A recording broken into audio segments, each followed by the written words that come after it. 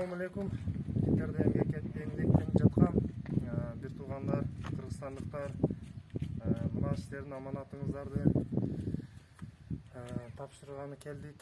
Мына ушул Баткен областынын Кызыл Эл айылында ушул Дастан деген абабыздагы ушу мекенимди коргоюн ушундай 28 күнү учуп чыкты.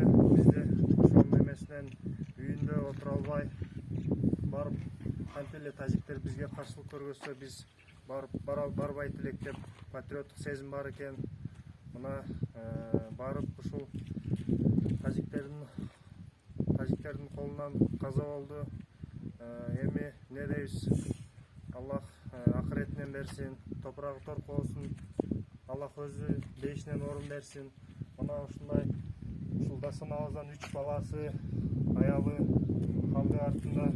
Ушуларга мына сиздер жөнөткөн 20 000 сомду аманатты берип атабыз.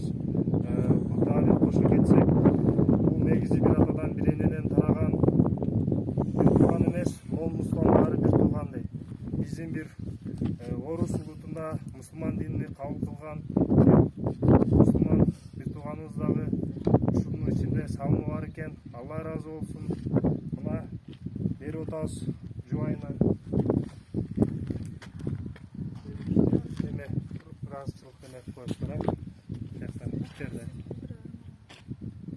Assalamu alaikum, mekendештер. Эми тагдыр насип ушундай экен. Сиздерге Алланын ыраазычылыгын билдирем. Илайым Кыргызстаныбызда эч качандай башаламандык, согуш болбосун. Мына ушундай сиздердин кайрымдуу инсандар көп боло берсин. Бири-бирибизге дайыма бир туугандай мамиле кылып, кыргызыбыз ынтымакта болсундар.